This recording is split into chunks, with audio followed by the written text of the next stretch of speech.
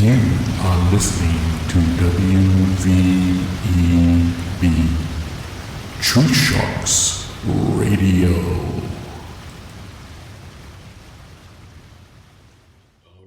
You are listening to I messed that up. All right. Hope today finds you guys doing well. Sharks in the water. This is your host and friend, DJ Southeast Vince from Durham, North Carolina. The Sand Tiger is in the house. And welcome to the True Sharks Radio presentation of Black by Color only. And this show is where I speak truth to the Black nation. I expose a lot of the hypocrisies and the deception that is flowing through those of us who call ourselves African American or Black. This is where I expose a lot of that stuff. And welcome to the show. Hope today finds you doing well. And if you have a question or a comment that you would like to bring to the show, you're welcome to do so. I don't care if you agree with me or disagree with me, but you will bring forth your question or your comment and season it well with respect. Now, if you're a person who wants to involve yourself in character assassinations and ad hominem attacks and gaslighting and things like that, excessive profanity, you'll have a very short time on this show. And like I said, I don't care if you agree with me or disagree with me. We're not going to always agree on every point. And some points we're going to vastly disagree with. But I just want to let you all know that if you want to come on this show, please act in a mature manner and you should have no problems. But anyway, I came on here today. I'm not really prepared to do a show today. This has been quite the week for me. Wednesday we had snow come in, and I think it like 2 or 3 inches of snow came in. And this region of the country, we rarely get that, especially within recent years. We rarely that this might have been the most snow we've gotten since 2018 or 19, I believe. But I was already off. I'm off every Wednesday because I work 40 hours a week. I work Monday, Tuesday, Thursday, and Friday. And well, my wife was off, and my wife's been off since Wednesday. Even though most of the snow had melted by Friday, they still went ahead and closed where she works at. And so, and well, when I got back to work, I was off, of course, Wednesday. Excuse me. That's my day off. And Thursday, I didn't come to work because roads were icy and I didn't want to take that risk. So I come in on Friday, and just like Tuesday before my day off, we had a lot of work come in, and it just ate the starch out of me. I'll tell you that. We had so much work come in, but that's a good thing because I like to work on Fridays. The 2 days I really like to work on are Mondays and Fridays. Monday to get rid of the rust from the weekend, and Fridays to keep my mind off of thinking about the weekend, you know. And had some help come in, and we brought in all this product and everything. It was crazy yesterday, and I wanted to do a recording yesterday, but when I got in yesterday, I was beat. And plus I had to go and get groceries because usually on Wednesday, on my day off, that's the day I do my laundry and also shop for the groceries. And by my wife being home on Friday, that made it easier for me to go out and get the groceries. And got the groceries, came home, and I was just beat. Just totally beat. And like I said, I wanted to do a recording yesterday, but I wasn't able to do it. I'll probably do a recording either this evening, tonight, or tomorrow. And this is going to be for the other section of True Sharks Radio called Profit or Loss. Because I don't only want to share the my, I guess, your current event point of view. I guess that's what I can call it. But I'm also a born again Christian, and I want to share the aspects of Christianity with you if you would like to. Now, if you don't want to come out and you're like, man, I want to hear that Christian stuff, that's fine. That's up to you. But I want people to know that I'm just not a person who brings forth conservative talking points. But I want people to know that because I'm about the truth, I want to bring forth, my Christianity. I want to bring forth the Christian point of view because I believe that's where the center of all truth is Christ. And that's where I want my center to be at is when it comes to the truth, I want that center to be focused on Christ, not on me, not on some uh, celebrity speaker or anything like that. But I want it to be centered on Christ because I want to bring forth the truth, the unadulterated truth. And that's why I do this program because, and the reason why it's called Black by Color Only is because I don't let my blackness define who I am. And a lot of people they don't understand that and they get upset and they take it personal that I don't want to identify as black. Oh, you're trying to be white. Well, I don't identify as white either. I identify as who I am. That's who I identify as. My skin color, that's to me, that's not consequential. I was just born like this. I was like, okay, I'm black. Okay, so what now? But that gets a lot of people. It gets their panties in a bind, so to speak, because I bring forth my point of view, and they take it personal. It's almost like I've committed a crime of some sort because I say the things that I do. I think they're going to try to jump squad me or something like that. I don't know. I don't know if y'all remember that movie Jump Squad. People, they would kidnap black people who seem to have forgotten their way, so to speak. And they will hold them hostage and torture them and everything and get them to remember who they really are. Yeah, try to jump squad me. Come on, bring it on. But anyway, but like I said, I wasn't ready to do a program today. So I really don't have a subject matter to talk about, but we all know it's been a little more than a month now. Of course, a month and 2 days since Donald Trump has been inaugurated, and folks are trying to blame him for a lot of calamities that are going on in this country. I saw something the other day, and they said in 2022, I think it was 2022, they said that the price of eggs was $2.87. And since Trump has gotten into office, egg prices have soared to above $8 a dozen. And I'm like, people really think that the common citizens are stupid. And in some cases, they're right, but all of us are not stupid. Now, I remember in 2022, 23, 24, egg prices were well above 287. They were well above $3.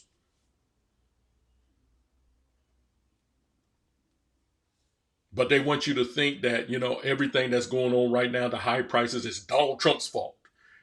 It's almost like they reserve their criticism of Joe Biden, and it's almost like they're saying, just wait till Donald Trump gets into office. Wait till Donald Trump gets into office. Don't say anything about Joe Biden. Then when Donald Trump gets into office, okay, everything is Donald Trump's fault all of a sudden.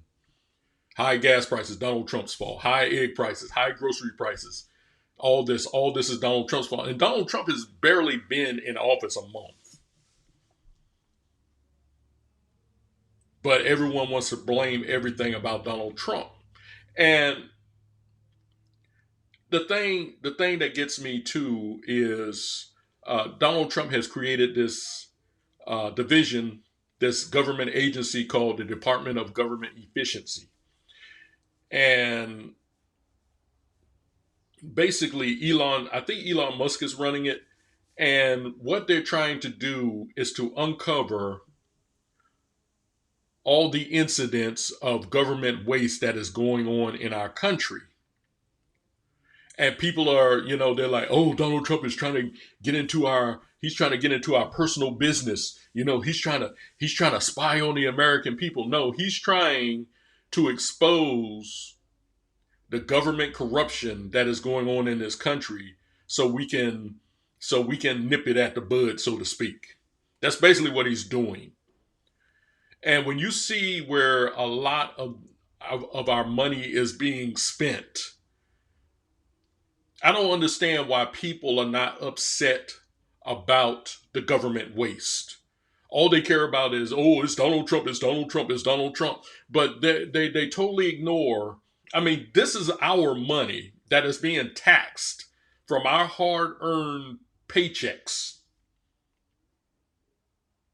It's being taken from our paychecks, our hard-earned money, and being spent on frivolous things that the government deems more important. Like I heard that so many millions of dollars are going to I think Peru to promote a transgender comic book character.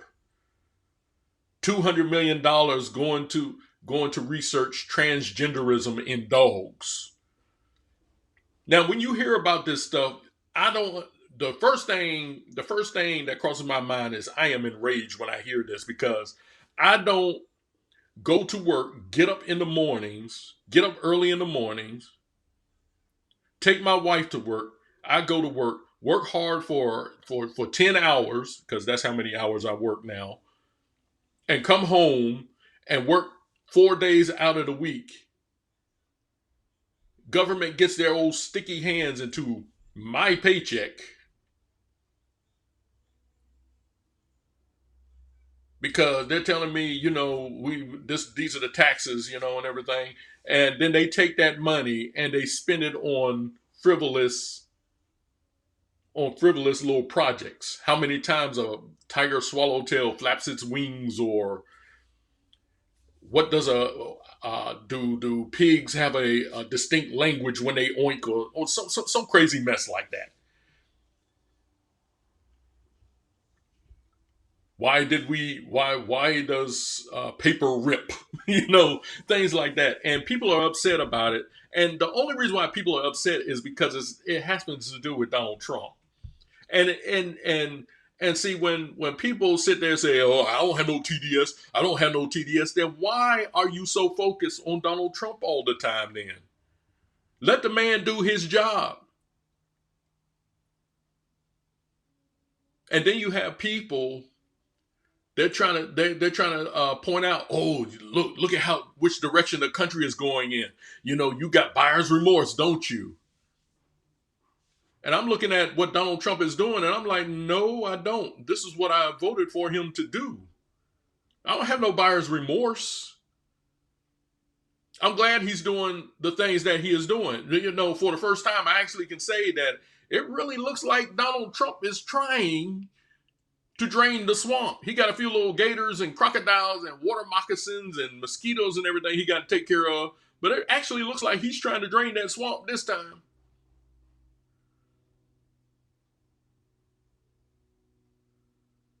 But people don't want to see it, because it's a man that they have grown to hate, and that's a product of our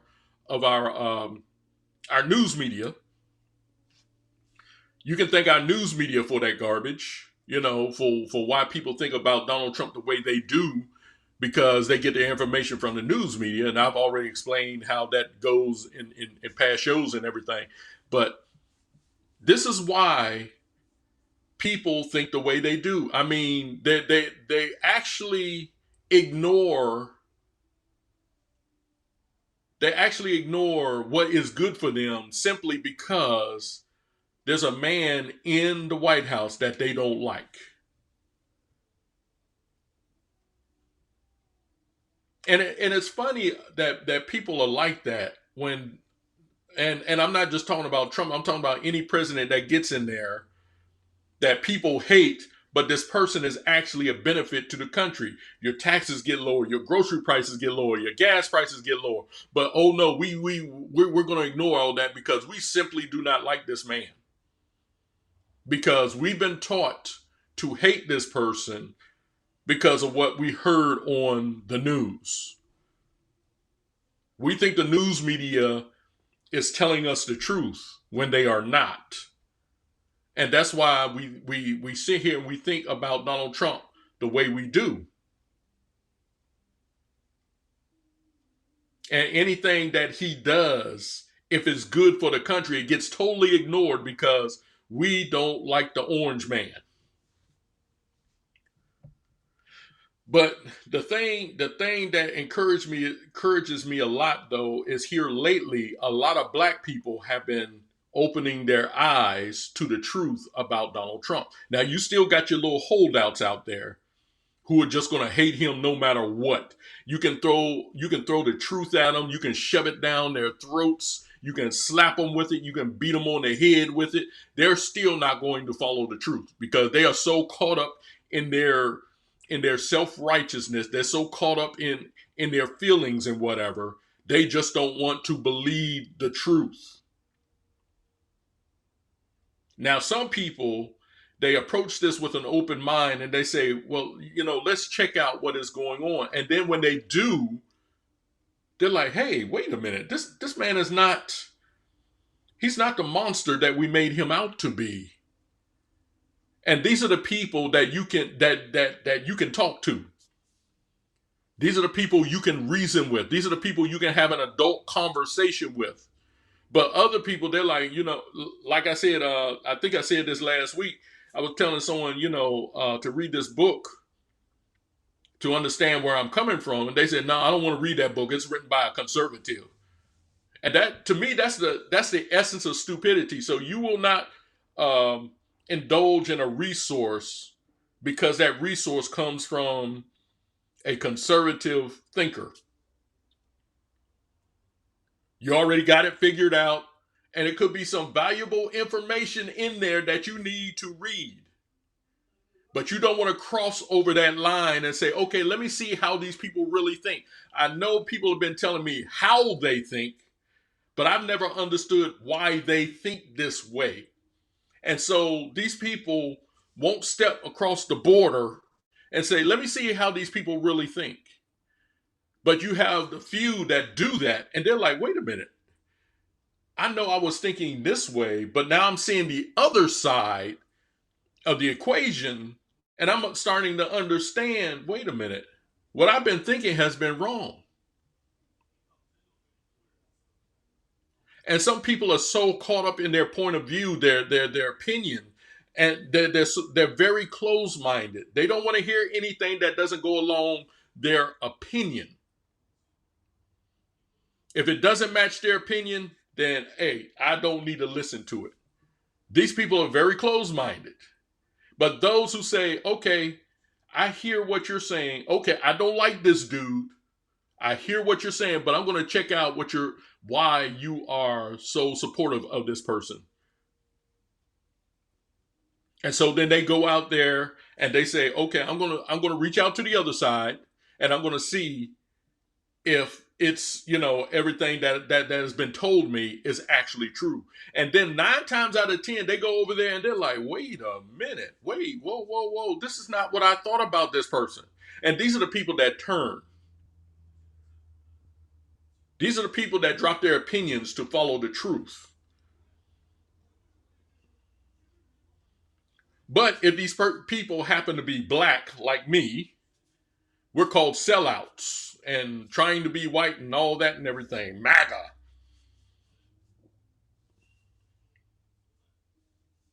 They said, I saw somewhere where they said MAGA is going to hold down a lot of black people.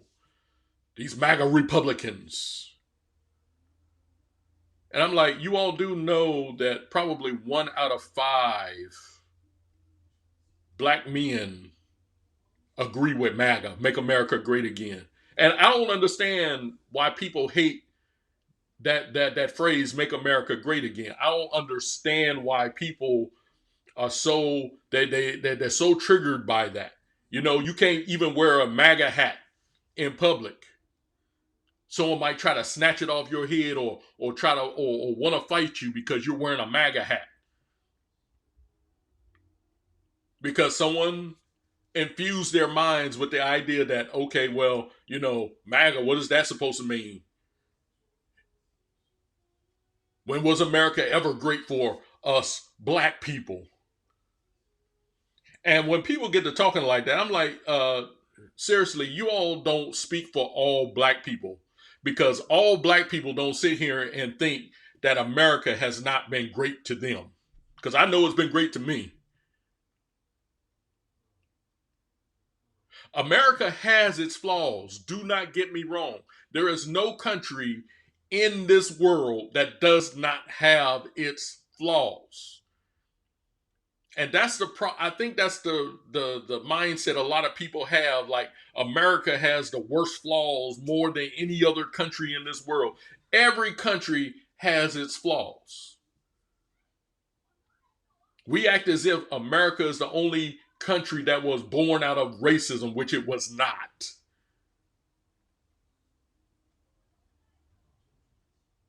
We act as if America is the only country that had slavery. It is not.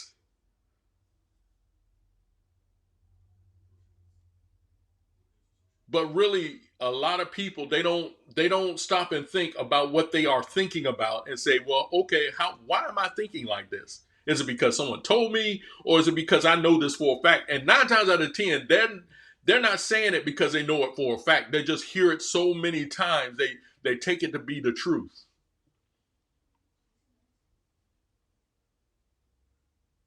And I don't know, if I think it was Hitler that said that if you keep pushing the lie over and over and over and over again, people start believing that that lie is the truth. And that is so true everywhere you go. You keep pushing that lie, keep pushing that lie, keep pushing that lie. And it gets to the point, not only do people start believing it to be the truth, but when you show them the actual truth, they don't want to follow the truth. They want to follow their point of view that has been burned in their minds. And these are the people that will fight you when you say, hey, this is the truth. Hey, I got evidence. This is the truth. No, I don't want to see it. I don't want to see it. That is the essence of stupidity, people. When someone is offering you a point of view. Now, I'm not saying that if you know something to be true and someone's giving you something and you know it to be the lie, and you reject it, that's not stupid. But if you are just holding on to a point of view because someone has taught it to you, and someone says, hey, well, check this out. Here's the truth. And you say, oh, I don't want to see that because I don't like the person who wrote it, or I don't agree with the person who wrote it. But there's a scripture in the Bible that says if a man's going to be ignorant, let him be ignorant. And really,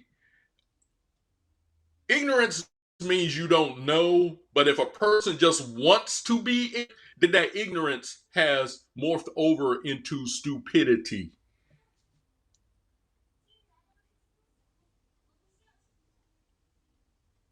So we got a lot of stupid people who every election cycle that comes around, they vote for someone based on their acquired ignorance that they don't want to let go of.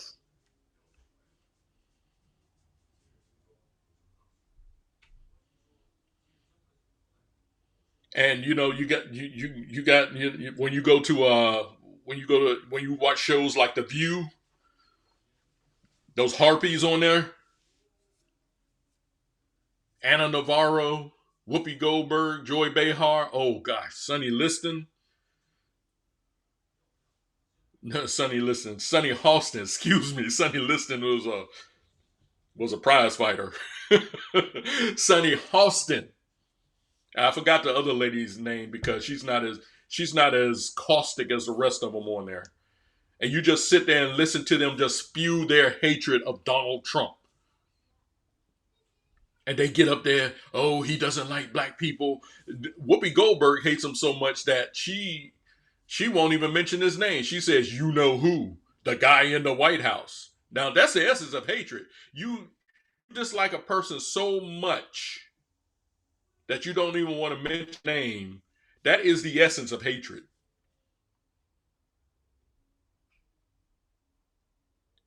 But you would ask these people, well, why do you hate Donald Trump so much? I don't hate him. I don't hate him. Well, how come you can't say his name then? You hate the dude. But see, hatred carries a negative stigma with it. And you don't want to be, oh, I'm not a hateful person.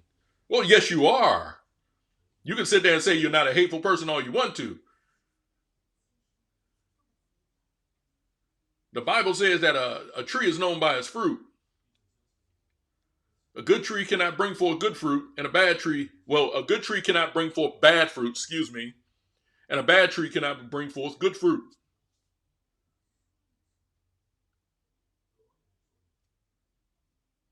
You can sit there and call yourself an airplane because you're standing in a hangar,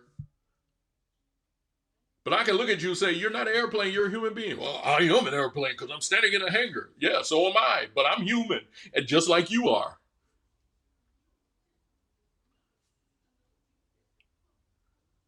Well, you gonna tell me? You ain't gonna tell me? No, no, it's not that I'm trying to tell you or whatever, but you are a hateful person.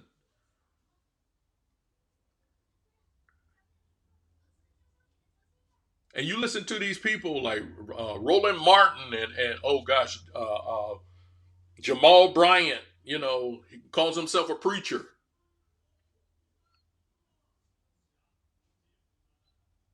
And he's always up there preaching, you know, civil rights and everything. He's a civil rights wannabe. He wants to, I guess, he wants to be the next Al Sharpton, since Al Sharpton looks like he's on his last legs. He wants to be the next Al Sharpton. And every Sunday he gets up there preaching, so-called preaching, the gospel of civil rights. He doesn't preach the gospel of Jesus Christ. You never hear him talk about the grace of Jesus. Two things Paul Bryant always preaches about: civil rights and money. That's all he talks about. And Jamal Bryant isn't the only one. William Murphy, Creflo Dollar. Just name any well-known black preacher, black celebrity preacher, excuse me. And 9 times out of 10, that person he preaches about money and civil rights.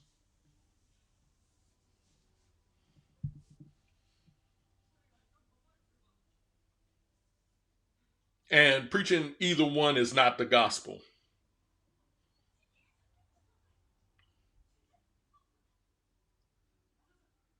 And the the preaching of civil rights is not akin to preaching the gospel. And a lot of people, they think that when they preach civil rights, they're preaching the gospel. Now, Jamal Bryant's got this thing going on. He's trying to boycott Target for 40 days, you know, to mimic the fast that Jesus went on in the Bible when he went out into the wilderness and he fasted for 40 days. Now he's trying to say, well, you know, Jesus fasted for 40 days, so we're going to have a 40-day fast of Target.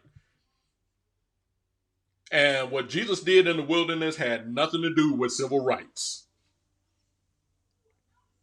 But they want to equate that to their fast of Target. So they got a petition going around. They want 100,000 people to ban Target because Target got rid of its DEI program. But Target isn't the only one.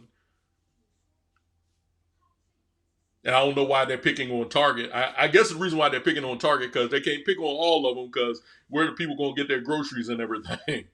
So they said, I guess we'll target Target.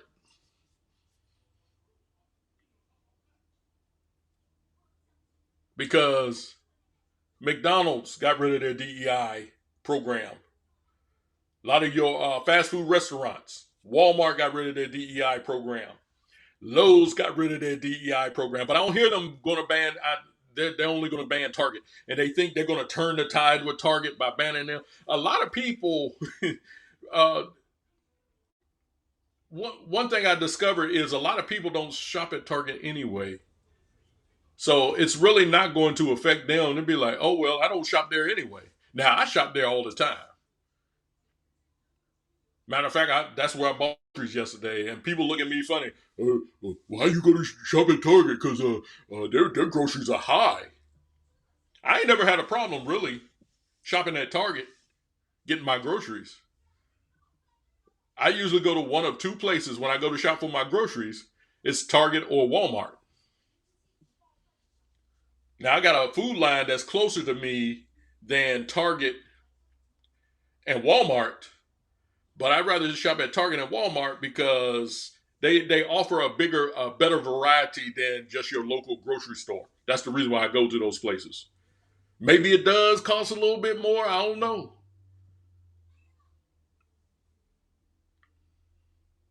But I went to Target yesterday, bought a bunch of groceries. No problem.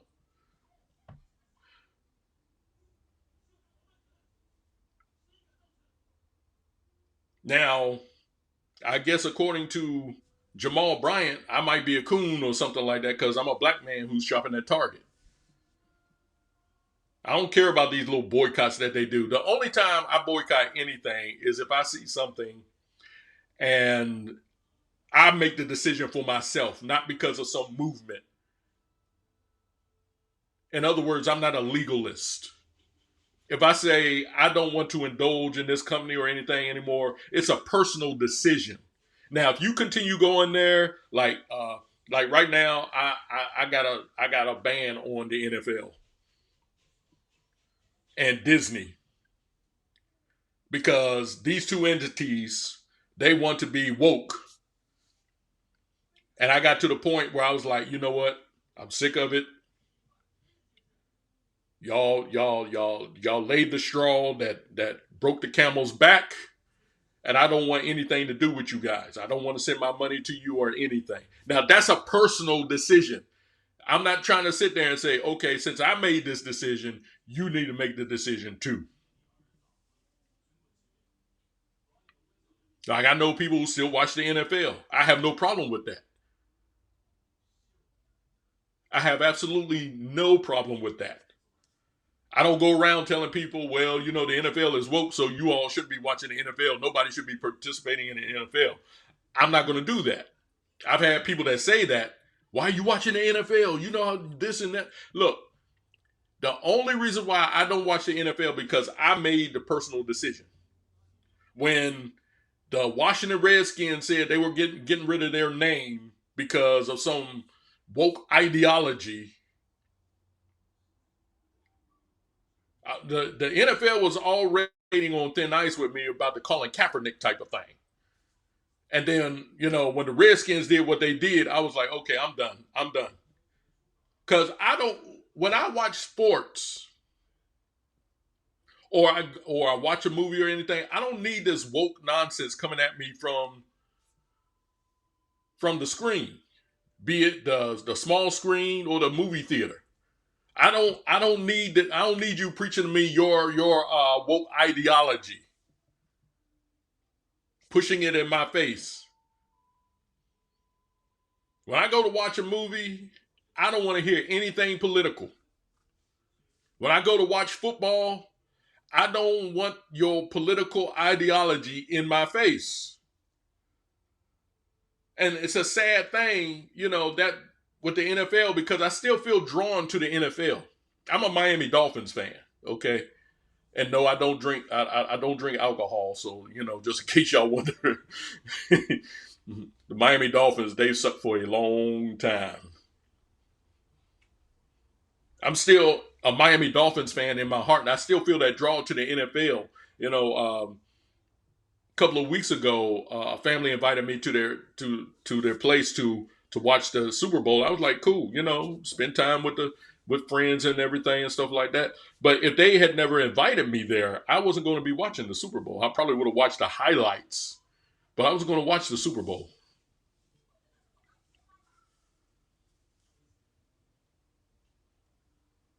But that's a personal conviction that I have. I'm not, and I wasn't over there like, hey, you all, you know, you should be watching the Super Bowl, you know, because these guys, they're woke, and, you know, I was going to do that. That's the only time I will boycott something. That's the only time. At one time, I had boycotted Target because they were allowing men to go into the girls' bathrooms. And after about a year, I was like, you know, this is kind of foolish for me to do this, you know. So and plus, I love Target anyway. But to me, it felt kind of foolish because if I was going to ban Target, which is a place where I usually go and get my groceries, I might as well ban everybody else too. And I say, okay, well, you know, I'm going to go to Target. I don't approve of them allowing men to go into the girls' bathrooms.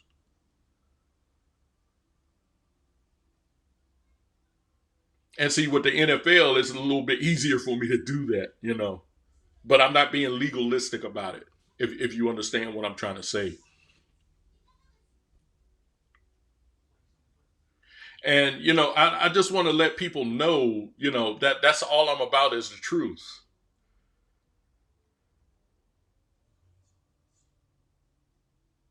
And if you don't agree with my point of view or anything like that, that's fine. That's okay. That's okay. We can agree to disagree. But a lot of us, in our agreeing to disagree, we become a little disagreeable,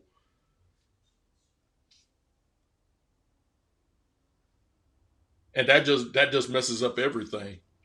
But like I said, I really didn't come prepared for a subject matter or whatever today. Um, I'm still trying this podcasting thing, trying to get some things polished and whatever, trying to get me an introduction to you know to my podcast, trying to those clever little jingles that people play before their podcast. I'm trying to get one of those put together, and I'm trying to polish this thing up. And it's not going to be something that I can do in a few weeks or something like that. You know, I need to check out method here, method there, and everything. But what I what I need to do is start doing recordings like a lot of people do. Get my episode count up there, so people can come and they can listen to the episodes. You know, and I like this live format that they have, but I want a little bit more impact because I used to be on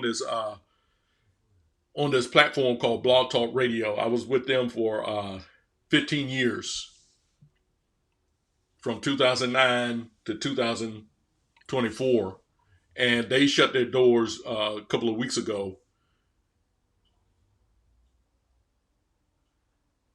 And I had always wanted to do a podcast anyway, and I guess I procrastinated, was lazy about it, something like that. And then when that happened, I was like, oh, okay, I'm really going to have to get into this, podcasting thing.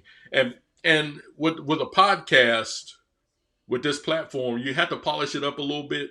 And like I tell people, I don't do this because I'm trying to get some numbers up or anything like that. That would be nice. And I do want my show to get out to as many people as it can, but it's not about the numbers with me. It's not about making money, even though if that happens, that's fine too. But I just want to get out. I want people to understand what this nondescript black man from Durham, North Carolina is saying. Hear what he has to say instead of the usual, celebrity radio broadcasters out there.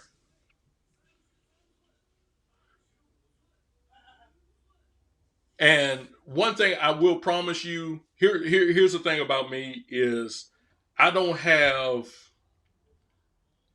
any pride that can be hurt. If you disagree with me on something and you tell me, I'm going to listen to you. But if you do it disrespectfully, then all bets are off. You've lost my respect and I will not listen to you. But if you give me some criticism and whatever, And if I know that what I'm saying is true, I'm willing to debate with you, have a conversation, as long as it doesn't go disrespectful. But when you start to add homonyms and the personal attacks and everything, stuff like that, the character assassinations, then you fall off the wagon there. And it's like, okay, I know where you're going. You're not going to listen. Boom. Now there are times where I give you some leeway to hang yourself. There are times where I do that. I've done that before. But in general, it's like, okay, I'm done. I'm done with you. I'm done because you're not going to listen to me. And if you're not willing to listen, I'm not willing to speak to you. I'm not going to waste my breath with you. I can talk to you till I'm blue in the face, and you're still gonna do your thing, do your little your child kindergarten slinging sandbox slinging sand type of rhetoric, and I'm like, nah, I'm not going there with you. You want to be a pig to play in a hog pen in the mud and everything? I'm not going to join you.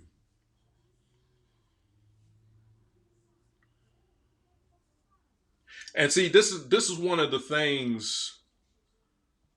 This is one of the risks I take when I do something like this, because the truth is always you're always gonna take a risk with the truth, because a lot of people don't like the truth. The truth cramps a lot of people's style, because the truth shines light on their lifestyles, and they don't want that light shine on that lifestyle.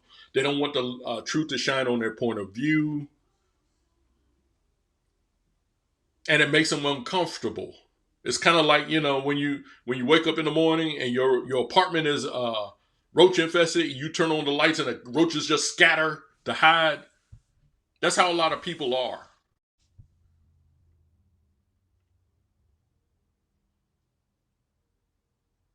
and the truth just cramps their style. They don't want the truth. They don't. I mean, and that's the world we live in.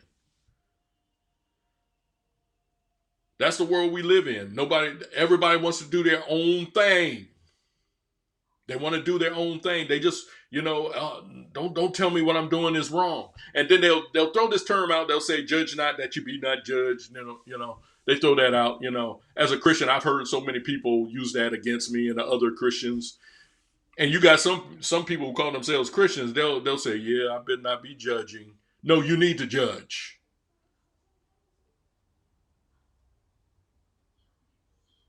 But when you judge based on the truth, not on your own self righteousness.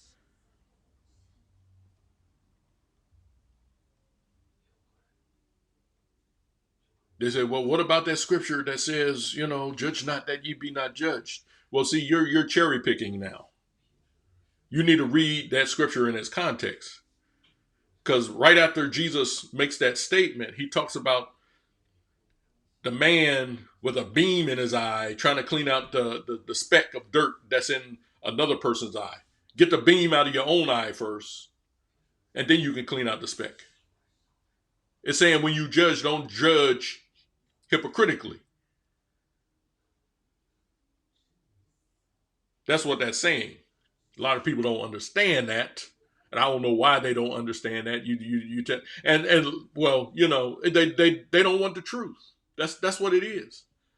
They just don't want to follow the truth. And if you don't want to follow the truth, then we really don't have anything to talk about.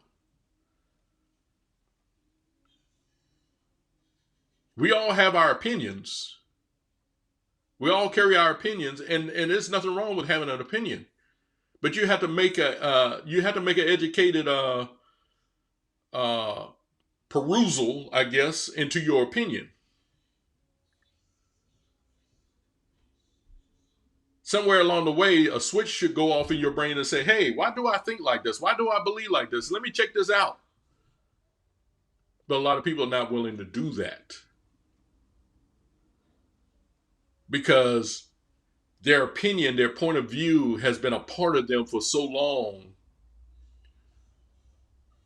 It feels like it's being ripped out of them to drop that opinion.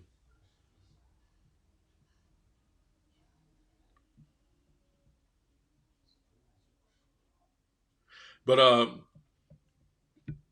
kind of changing the gear, just by saying that, I'm kind of changing gears right now. I hope it doesn't sound too abrupt, but my wife and I, we were watching on the news that because Donald Trump is cleaning house, a lot of people are losing their jobs in the government.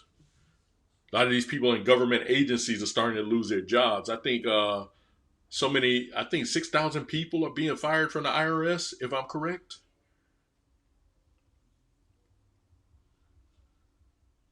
And people are sitting here and they're getting mad at Donald Trump because people see Donald Trump. He's making these people lose their jobs. He's firing people left and right. He's firing. Yeah, but see, here's the problem. A lot of people, during the scamdemic, COVID, scamdemic of 2020 and 2021, a lot of people they were told to work at home. And I guess a lot of people got comfortable at home, and when the scamdemic was over with, these people refused to come to the actual job because they got so comfortable working at home. And now Donald Trump is saying, "Hey, you all need to come to your job." And people like, bump you, and Donald Trump's like, "Okay, all right, then you don't need your job anymore." And these people, oh, he's taking away people's jobs. He's taking away people's jobs. And a lot of these jobs are in government agencies that are no longer necessary. And some of them have never been necessary, like the Department of Education. People are up in arms about rumors that Donald Trump is going to disband the Department of Education because they're afraid that our kids are going to get stupid. Well, you all let you know our kids are already stupid. And what has the Department of Education done to alleviate that? Absolutely nothing. We do not need the Department of Education. What Donald Trump wants to do is what the Supreme Court did a few years ago with Roe v. Wade. They said, "Look, we're taking the federal dome, I guess, lack of a better word, off of Roe v. Wade, and we're going to give it to the states and let them vote on this issue, which is a constitutional thing to do." But people are like, oh, they're trying to take away women's health, and they weren't trying to take away women's health. And it didn't get rid of abortion. But people were like, oh, they're going to keep women from getting abortions. Nah, they just turn Roe v. Wade from a federal issue to a state's issue. That's what Donald Trump is trying to do with the Department of Education. Because all the Department of Education has been a governmental boondoggle, gets all this money, and where does that money go to? It doesn't go to the education of our kids. It goes into the pockets of the people in the teachers' unions. That's where it's going. And I think it's a great idea for Donald Trump to disband the Department of Education.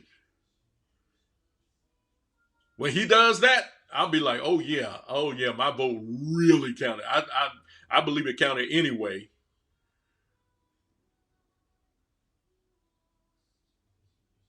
But if that happens, I'm like, oh yeah, Donald Trump ain't playing.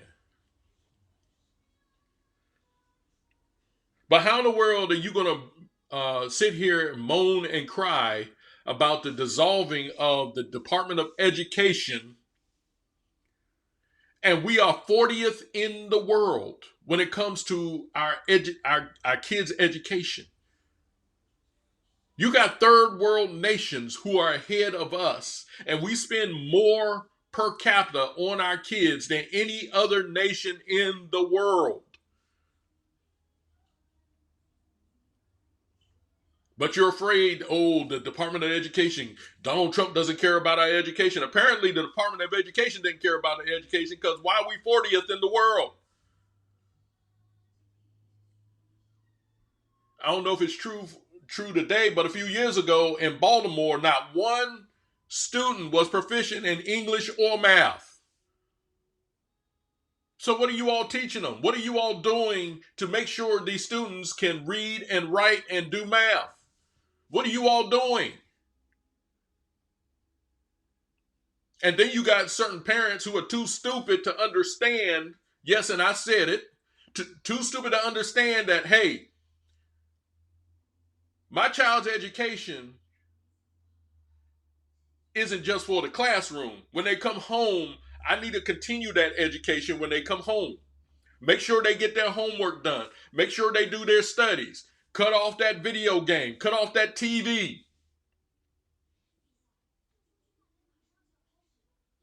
Make sure my child is ready to go to class to learn. They come home. I reinforce that here. But the reason why you got a lot of parents who are too stupid to do that with their kids is because the parents haven't even grown up themselves.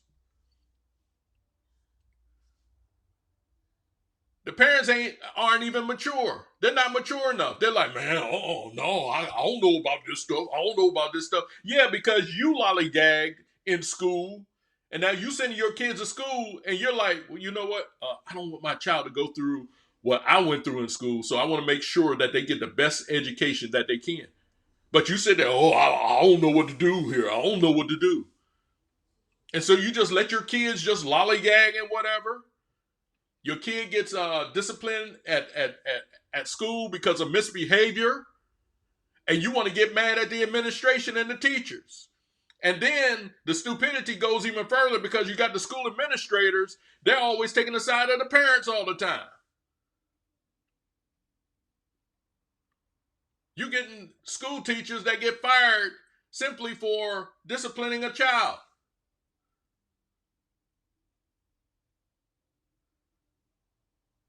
And then they wonder, well, how come we don't have enough teachers? Because nobody wants to teach. They don't want to teach in that type of atmosphere.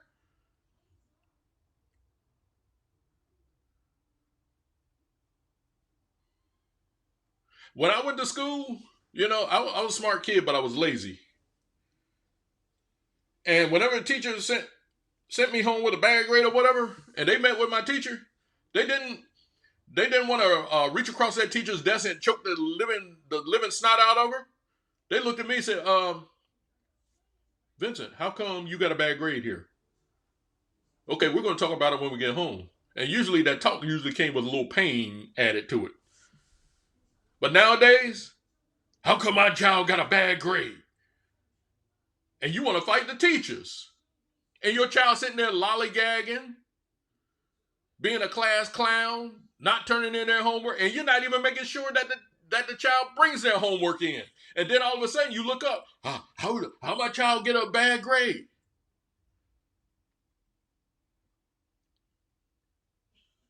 I saw this story about this school in Baltimore a few years ago. Dude, he was in the 12th grade and it was a few months before his graduation.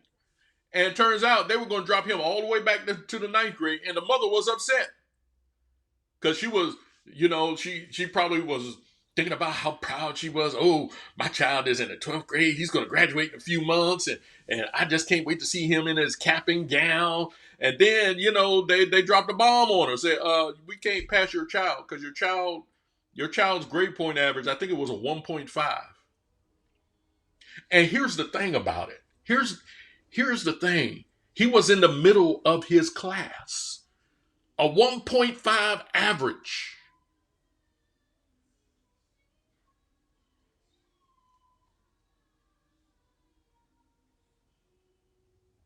He had flunked I don't know how many of his classes. And this mother didn't know this the 4 years he was in high school. And I saw a clip of it on TV. And the mother was sitting there talking to, said, yeah, son, we're going to beat this thing. And he's sitting there playing a video game. I said, there's a problem right there. He's sitting there playing a video game and you standing on the side of your child, not making your child accountable for his grades. And I didn't know. I didn't know. Well, didn't he? You know, every quarter they have this thing called a report card. Did you ask about that report card? Did you ever inquire about that report card? Did you ever meet with the teachers when they had a parent teachers? When they had a parent teachers meeting? Did you ever go to that? And now you're sitting here, shocked because your child is not going to graduate because he didn't have all the credits. And you're sitting here getting mad at the school when the person you needed to get mad at was yourself. And once again, she was a single mother, probably had the child when she was a teenager. She didn't do anything to improve herself. And her child probably just coasted through school. And she was like, oh, okay, the school gonna take care of that. No, it's not the school's job, it's your job. And see, the problem I see in America today is we're putting too much of the weight, the burden of our child's education on the shoulders of the teachers. And the parents are not doing their part. The administration wants to they want to side with the parents because they don't want no problems with the parents. Because they're scared of the parents, and the parents are scared of their children.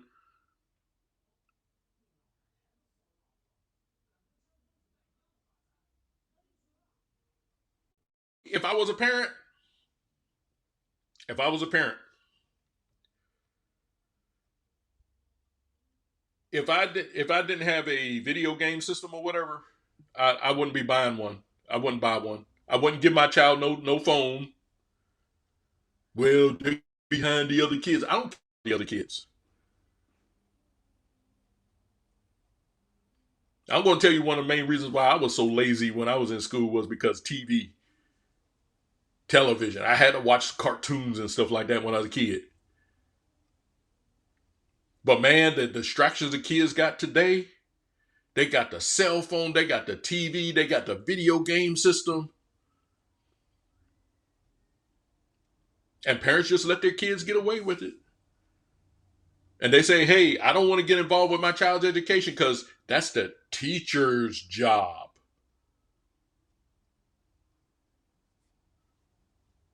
Now it's your job to make sure your kid makes the grade because that's what a parent is supposed to do. You're so caught up in your career and your job, you just totally neglect your kids. It doesn't take a lot to make sure your kid is doing what they need to do. And parents, let me talk to you guys out there. Parents, you don't need to go upside your child's head every time, every single time. A lot of parents, they overdo the discipline.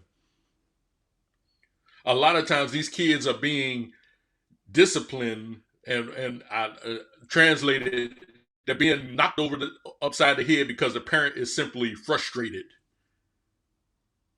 You don't need to do that. Yeah, take away. Yeah, and I'm a person who believes in spanking. I do. But I don't believe you need to go upside your child's head every time they do something that frustrates you. But you need to step up and be a parent to your kids.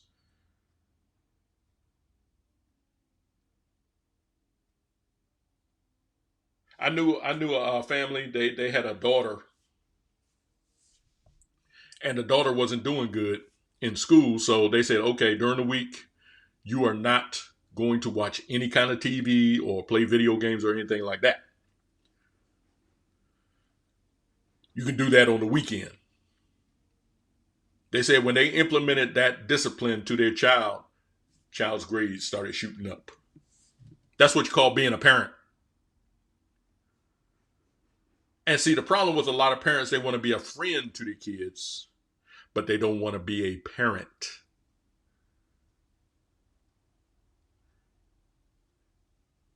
And people wonder why our black kids are falling behind in school. It's not because they can't be smart. They always want to blame the white man and talk about, oh, I go to this school, the white schools, they got all the resources, but the black schools don't have them. So that's a sign of racism. Okay, well, you do have a city council, right? And I guarantee you, in a lot of these large cities in America, that city council is interspersed with black council people, black councilmen, black council women. What are they doing? And see, it's so easy to blame the white man for the shortcomings of of our black kids. We always want to blame the white man for every little shortcoming. We want to blame the white man for the drugs in our communities. We want to blame the white man for our kids falling short in school. We want to blame the white man for the crime in our neighborhoods. But what are you doing to prevent these things? You're trying to put the burden on the shoulders of the government and school teachers and all that, and you're not doing anything at home to make sure that these actions are not perpetuated in your neighborhoods. But you want to blame the white man. Oh, I went to the white school. You should have seen all the resources they have. But the black schools,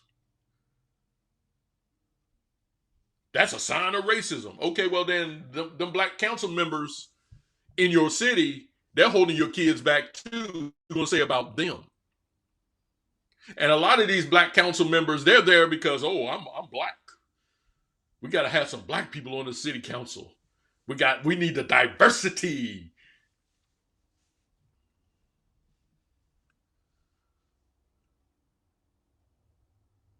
But we have libraries. We have book clubs. Why don't you cancel that $150 nail appointment and go to Amazon, get your child the books that they need to help with their studies? You're not going to do that. You're not going to go to the library and simply get a card and say, okay, we're going to get this library card.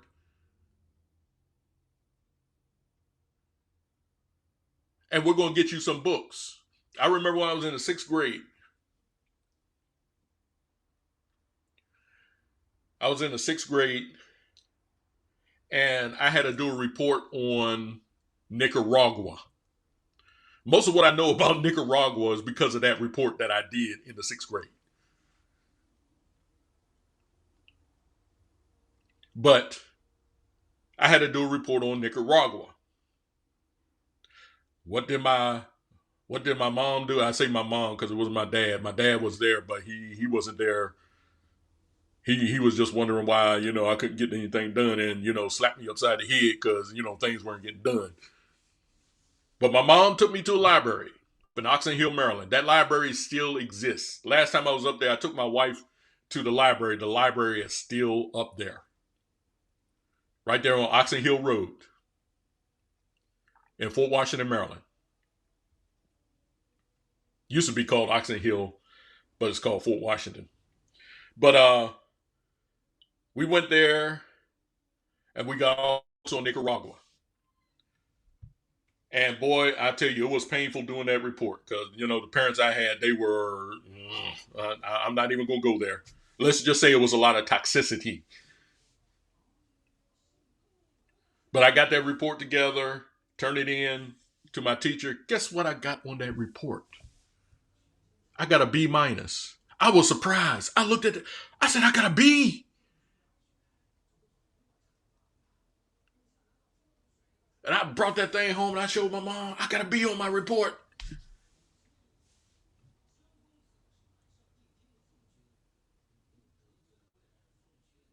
Because she went to the library, got all these books on Nicaragua. I had to read them, do a report on them. I mean, I had to learn the education, how much rain they get, at certain times of the year. What country bordered Nicaragua from the north and to the south.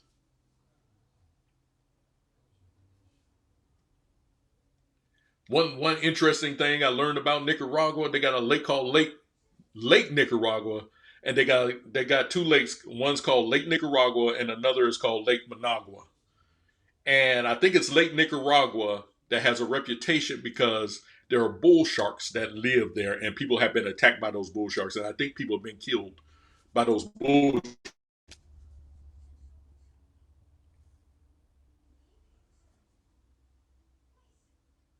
Nicaragua is bordered by the Caribbean Sea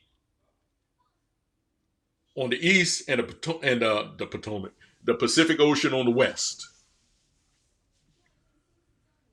Went to the library, did that report, came back with a B minus. And I was like, it was such a relief because the what I had to go through to do that report was like, oh gosh. And part of it was my fault because I'm sitting there watching TV and everything and stuff like that. But the toxicity in my family was just, oh gosh. It was like, my goodness. But I got a B on that on the report.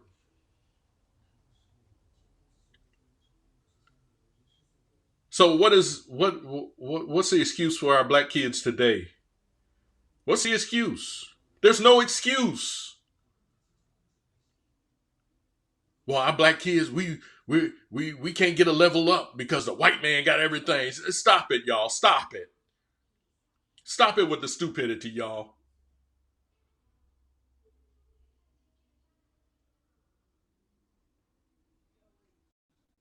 If I can enter the first grade in 1974 with a third grade reading level, there's no excuse for your kids. No excuse. And I'm not saying all your kids are going to be like me. They're going to be smart like me and everything and stuff like that. No, I'm not saying that.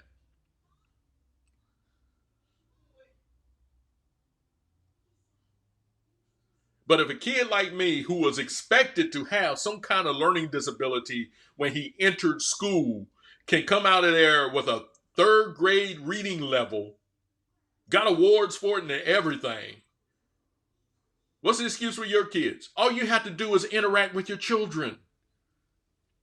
That's why God gives you children, so you can prepare them for the world. Not put the responsibility that you're supposed to shoulder and put it on somebody else's shoulders. You're the one that y'all always talking about. Hey, I went 9 months with this child and everything, but now when it comes to their learning, that's not my responsibility. It's the teacher's responsibility.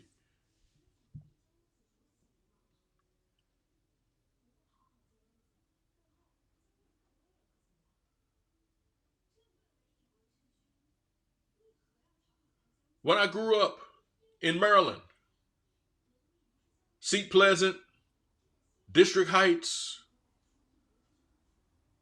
Oxon Hill, Fort Washington, you go into my basement, we had a big bookshelf, and that bookshelf had 2 volumes of encyclopedias, 2 of them.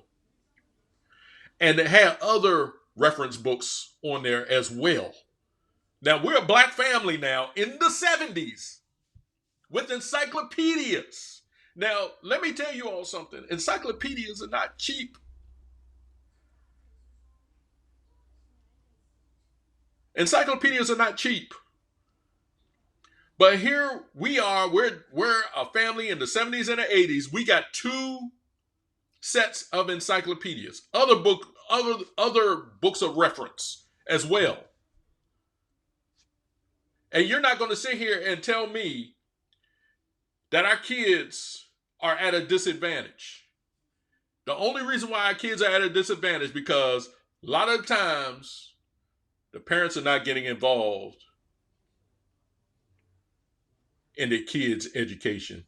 And because we got entities like the NEA and the Department of Education, they're like, oh, that's cool. We can teach your kids whatever we want to. Since you're not getting involved with them, we're your kids' parents. And now the teachers are complaining, talking about parents are complaining about what they're teaching. They're like, you don't have a right to tell us what to teach your child. Yes, I do. That's my child. My child only hangs out with you for 6 to 8 hours a day. But when they come home to me. They're my responsibility. I'm the one that feeds them. Well, we give them school lunch. Yeah, because of my money pays for their school lunch. But because a lot of parents would rather slack off in their kids' education,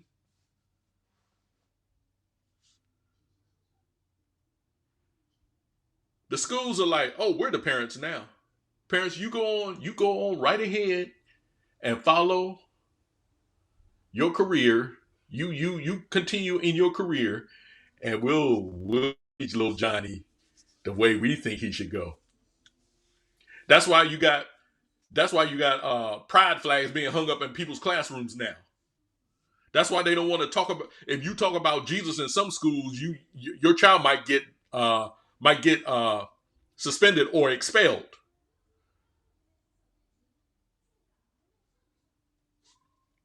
If you come to your school and say, "Hey, I don't want my child being taught evolution," too bad.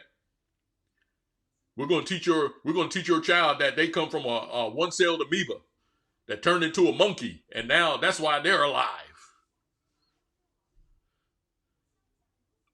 We're going to teach your child that, sometime billions of years ago, there was this mass of hot material that exploded, and that was the Big Bang.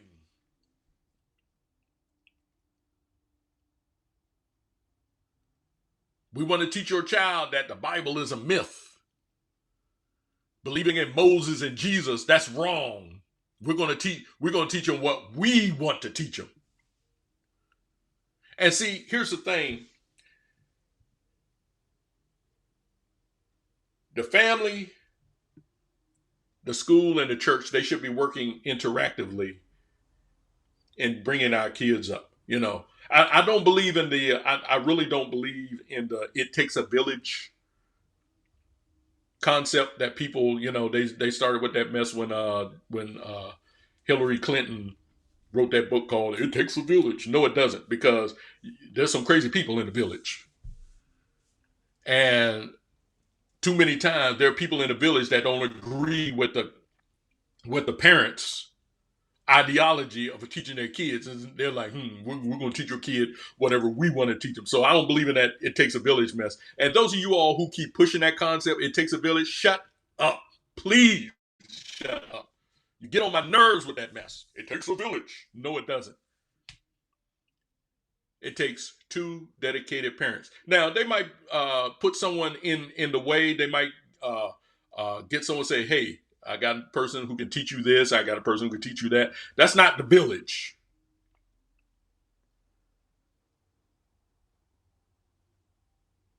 It's parents making the right choices for the upbringing of their children. The parents are raising the children, and they might use outside sources to help with that, but it doesn't take a village to raise your child. It takes dedicated parents to raise a child.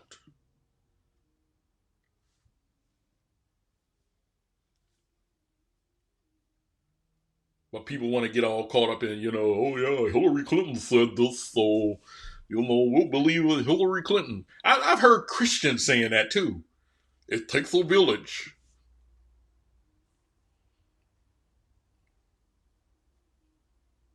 No, it takes a dedicated parent. And sad to say, the dedicated parent is becoming an endangered species. Not becoming an endangered species, but the dedicated parent is an endangered species today. Everybody wants to say the blue-footed cockatoo or whatever and everything. What we need to be saving are dedicated parents.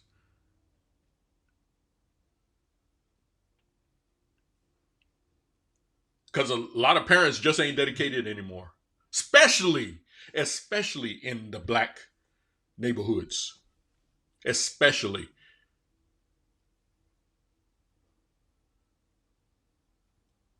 It's really an endangered species in black neighborhoods. And the reason why we fall short in the social order is because we're depending on people who really don't have our best interests at heart. We think that going to the voting booth, we think by going to the voting booth and voting for our favorite candidate, this is going to take care of all our problems, instead of being active in your own in your community's development. You want to go to the voting booth and say, okay, I'm gonna vote for this person. They're gonna make life better for us. Okay, yeah, boom. Your favorite candidate gets up there, and you get up there talking about, oh, what are you gonna do for black people? Excuse me, I'm not here just for black people. And I don't think that black people need to be treated any different than anyone else. Now, if you're so concerned about what I'm going to do for black people, let me ask you this question. What are you going to do for black people? What are you going to do for your neighborhoods? Are you just going to let your neighborhoods go to crap? Are you just going to let trash come in your neighborhoods, the drug dealers and everything? What are you doing for your neighborhood? Don't be depending on us. Because we're not here to just represent you. We're here to represent, we don't care who you are, whether you are black, white, yellow, red, brown, or olive skinned. We are here to represent everybody, not just black. We're not here to treat you with kid gloves and treat everybody else like dirt.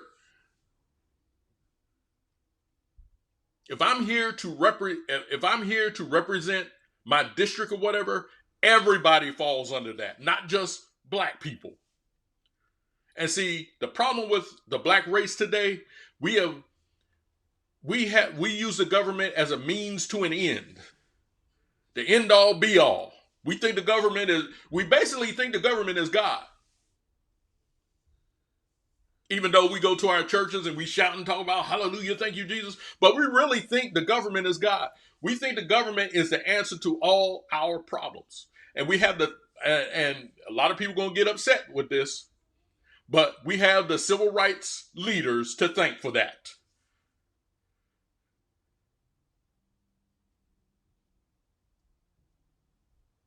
Just listen to an episode. There's a guy I like to listen to named Vincent Everett Ellison.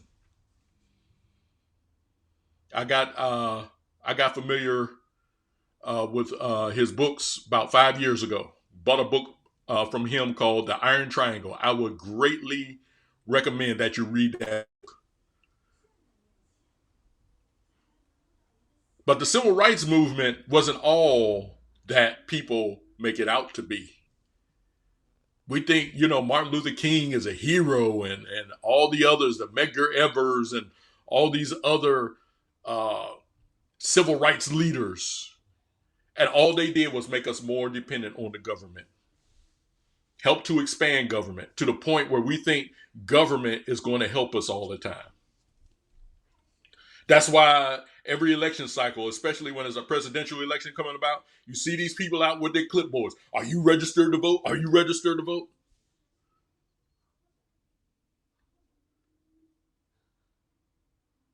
And see, when they get out there and they talk about are you registered to vote, they're not talking about are you registered to vote for this one or that one or anything like that. They want you to vote for a specific candidate, and they want to be sure you're out there to vote for their candidate. Very rarely do I see anyone out there pushing for voter registration and they have not been a liberal Democrat. Very rarely, if ever. But they want you to vote for their candidate, and they're out there. Hey, you need to vote. You need to vote. And you all, let me tell you what I think about voting. A lot, and people will disagree with me. I don't care. You just have to disagree with me. You don't have to vote every time an election comes up. Because if candidate A and candidate B have proven to me that they don't really want to represent me, I'm not voting for either one of you. And there have been a couple of times where I did not even vote in an election when I could have. And I said, nah, I'm not, no, no. And people say, well, when you vote, if you don't vote, the other candidate gets to vote. Well, either side can say that. I mean, think about it. Either side can say that. if I say I'm, and I'm just saying this, I'm not a Republican, but if I say I'm a Republican, but I'm not voting for the Republican candidate this year, I'm not voting for anybody. You say, well, there goes a vote to the Democrats. Well, if a Democrat doesn't vote, then that vote goes to a Republican. I mean, it could go either way. But if I only vote if I know that my vote is going to make a difference. And I know people might get upset with that. They might look at it like, you better vote every time you can. You know, vote. Now, don't get me wrong. Voting is important. Don't get me wrong. And people throw up this thing. If you don't vote, you can't complain about what's going on in this country. Well, maybe my not voting for anybody is my way of making my voice heard. And I'm so sick and tired of people saying, "Well, if you don't vote, your voice can't be heard." No, you want to hear my voice, you come and talk to me personally. I don't understand that. Your voice is not heard because you don't vote. You don't even know why I voted for the person. You might think you know why I voted for this person, but you don't know why. All you know is that I voted for this person. That's all you know. But you don't know why I voted for that person.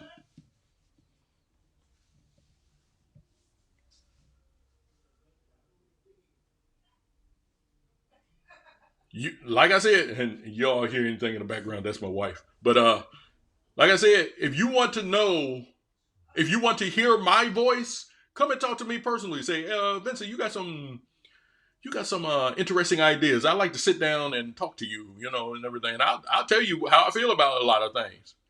That's how you hear my voice. That's why I'm doing this podcast, so you can hear my voice. My vote is not a way for you to hear my voice. My vote might tell you, oh, he's voting for this person. And maybe 80% out of 100, you can understand why I made that vote, but it doesn't necessarily tell you why I voted for this person.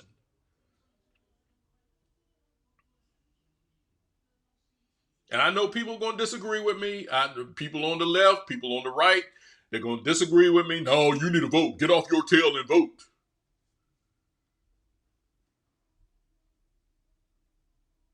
But voting is not the only way that I can make a difference in my community. So you're basically saying that if I don't vote, I shouldn't get involved in anything. Just sit back and watch TV all day. Is that what you're saying? I can't get involved in my neighborhood. I can't get involved in neighborhood cleanups. I can't get involved in activism against drugs being run in my neighborhood or anything. Oh, Vincent, you can't do anything because you didn't vote. I can't engineer a cleanup to clean up the trash in my neighborhood. I can't speak out on injustice going on in the neighborhood simply because I didn't vote. To me, that's unfathomable. Unfathomable.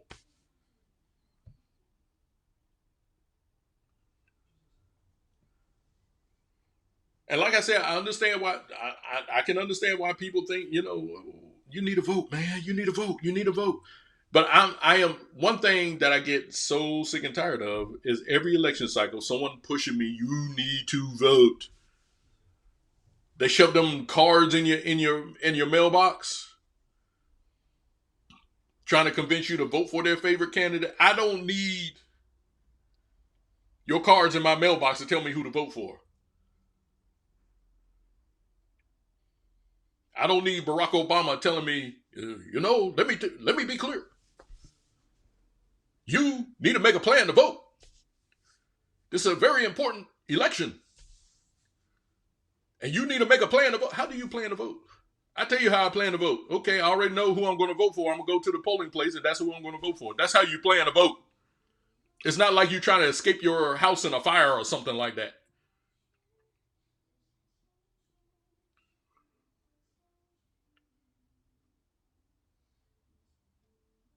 You'll say, hey, I got, and when people come up, they say, are you registered to vote? Yeah, yeah.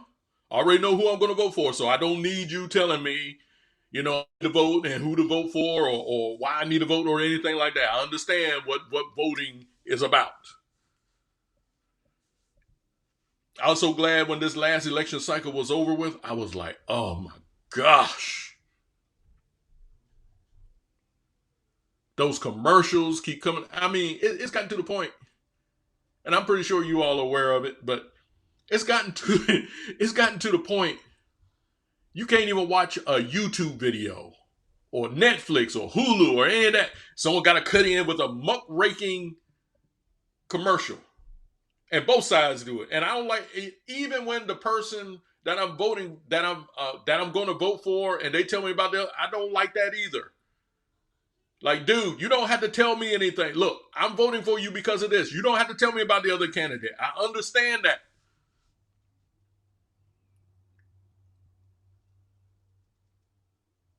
It gets on my nerve. I'm honest with you.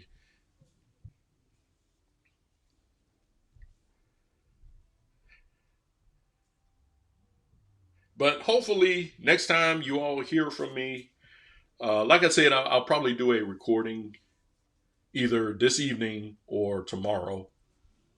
And it's not going to be on the Black by Color only moniker. It's going to be on the Profit or Loss moniker.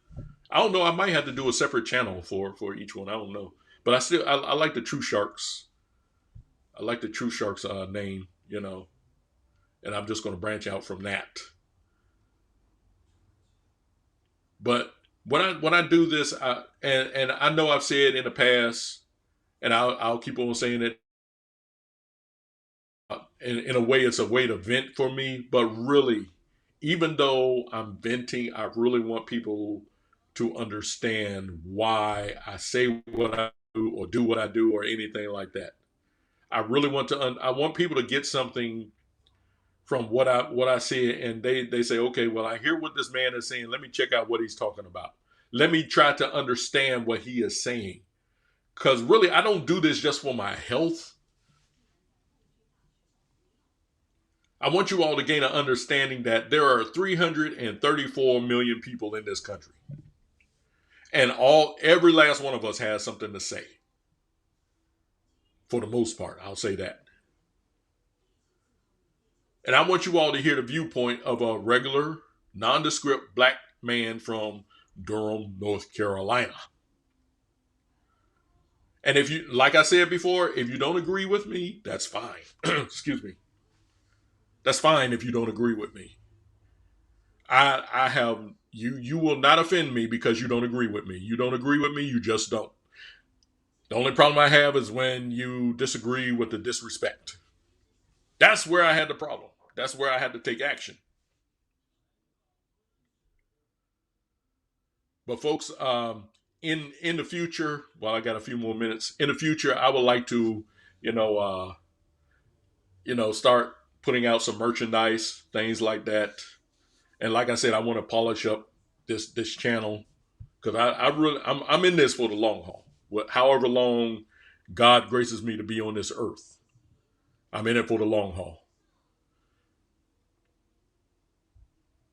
And I want to, like I said, I want to polish this up, get this information out to you guys. And there may be some of you all who agree with most of what I say, and you don't agree with certain points. That's fine too. I take no offense if you disagree with me. I take no offense to it. But really think about what I say. Don't just take my word for it. And I need to stress this. Don't just take my word for something simply because I say it. Take what I say and say, okay, I hear what you're saying. Let me check out what you are saying. Don't just believe me because I'm saying it. I'm not the news media here. I'm not trying to force you to think a certain way. I want you to go through that thought process on your own. I just want to provoke that thought process.